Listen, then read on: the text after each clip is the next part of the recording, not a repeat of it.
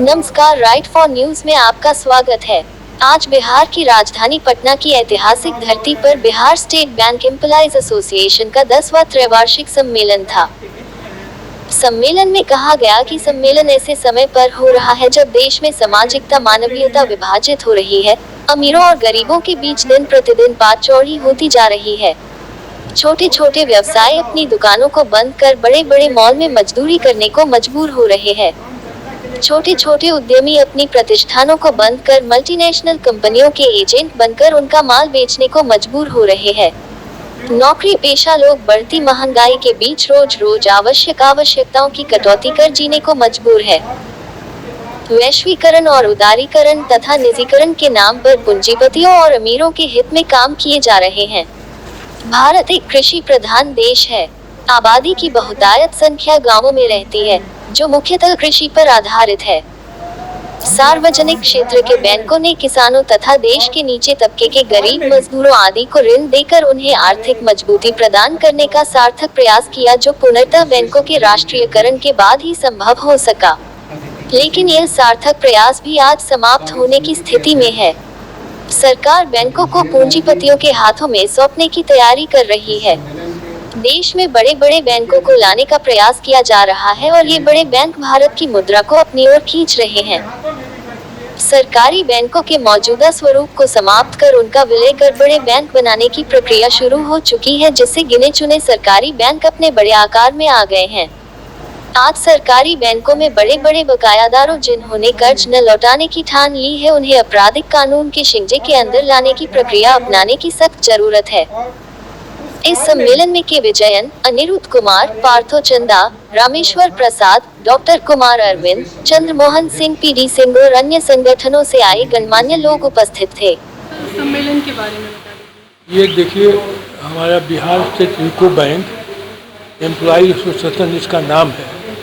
UCO bank में जो all India bank एम्प्लॉयसन का जो यूनिट है वो उसी का सम्मेलन है और ये 10वां सम्मेलन है जो 3 साल पर हम करते हैं। इस बार करीब 5 साल हो गए, इसलिए कि बीच में कोरोना का ये हो गया, इसलिए ये संभव नहीं हुआ। तो उसी में ये जो हम लोग 3 साल के बाद नई कमेटी बनाते हैं। हर 3 साल पे चुनाव होता है और उसमें चुनाव जनरली नहीं होता है, सर्वसम्मत से पारित हो जाता है, लेकिन एक नई समिति बनाते हैं जो अगले 3 साल तक ये संगठन का कार्य करेगी। और बैंकों का लगातार निजीकरण हो रहा है, तो यूको बैंक का क्या भविष्य है? यूको बैंक पर अभी कोई निश्चित खबर नहीं मिल पा रही सरकारी सूत्रों से, लेकिन मुझे लगता है कि अगले 2-3 वर्षों तक यूको बैंक पर इस का कोई खतरा नहीं है। एक कारण ये भी इसका हो सकता है कि यह एकमात्र बैंक है जो सिर्फ कलकत्ता में इसका हेडक्वार्टर्स रह गया है। बाकी जो कलकत्ता के बैंक थे उनका विलय हो गया है, तो हो सकता है कि कुछ राजनीतिक कारण भी हो। दूसरा है कि यूको बैंक का आर्थिक स्थितियाँ भी अच्छी चल रही है, प्रॉफिट में बैंक चल रहा है और कर्मचारियों को भी उन लोगों ने 15 दिन का PLI दिया था जो हाईएस्ट होता है, तो इसलिए अभी तत्काल कोई ये नहीं। दूसरी बात ये है कि बैंकों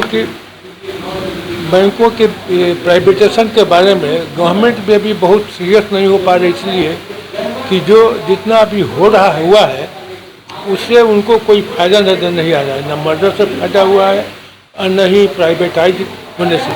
दूसरी बात है कि उनके आर्थिक सलाहकार में भी बहुत लोग ऐसे हैं सरकार के जो ये मान रहे हैं कि कोई ये प्राइवेटाइजेशन इसका पनिशिया नहीं है और प्राइवेटाइजेशन से कोई फायदा नहीं है। सबसे महत्वपूर्ण बात यह है कि प्राइवेट बैंक अगर हैं तो वो हमेशा प्रॉफिट ओरिएंटेशन उनका होगा, लेकिन रूरल मास को जो पब्लिक सेक्टर बैंक से अभी सहायता दे रहे हैं वो सहायता तो रुक जाएगी, क्योंकि जो प्राइवेट बैंक्स हैं उनका अभी रूरल ग्रामीण क्षेत्रों में 5% से भी कम शाखाएँ हैं, जबकि राष्ट्रीयकृत बैंकों के करीब 35% से ज़्यादा है।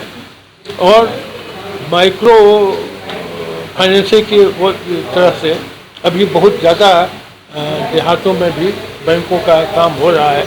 आप देख रहे हैं कि कहीं ना कहीं CPS खुल रहे हैं, ये कर रहे हैं, BCA अपॉइंट किए जा रहे हैं। इसलिए प्राइवेटाइजेशन अभी मुझे नहीं लगता है कि तत्काल कोई इस ढंग का खतरा है। कोई नई योजना किसानों के लिए? अभी तो कोई नई योजना, देखिए योजनाएं कोई बैंक नहीं बनाती। रूरल एक्सपेंशन या ग्रामीण क्षेत्रों में किस ढंग का कार्य किया जाएगा, ये भारत सरकार निर्धारित करती है और बैंकों को कहा जाता है कि आप इसमें करिए। अब उसमें ये कंपटीशन रहता है कि कौन बैंक कितना अधिक देता है, वही एक बात रहती है, लेकिन जो नीतियाँ बनती हैं उन्हीं का अनुपालन होता है। आज का सम्मेलन का मुख्य उद्देश्य क्या है? मैंने बताया आपको कि एक तो कि 4 साल के बाद 3 साल के बाद एक नई समिति बननी चाहिए, इसलिए उसको हम लोग बनाते हैं। लेकिन अभी मुख्य मुद्दा हम लोग जो लेकर चल रहे हैं कि बैंकों के विलय से जो नुकसान हुआ है, हम ये कह रहे हैं कि जो बैंकों का विलय करके जो छोटे बैंक से आप छोटे बैंक मैंने कम कर रहे हैं, तो आपको ज़रूरत है बैंकों का विस्तार का। आप देहात में शाखाएँ खोलिए, एक्सपेंड करिए बैंकिंग को, ताकि रूरल और ग्रामीण जनता को उसका लाभ मिल सके। और हम पुरजोर विरोध करने के लिए तत्पर हैं आपके प्राइवेटाइजेशन का। प्राइवेटाइजेशन पर जब भी होगा हम जो है सो हम लोग आंदोलन में चले जाएंगे और ज़रूरत पड़ी तो तुरंत हम लोग अस्थायी का कॉल भी, फ्लैश अस्थायी कॉल भी दे सकते हैं।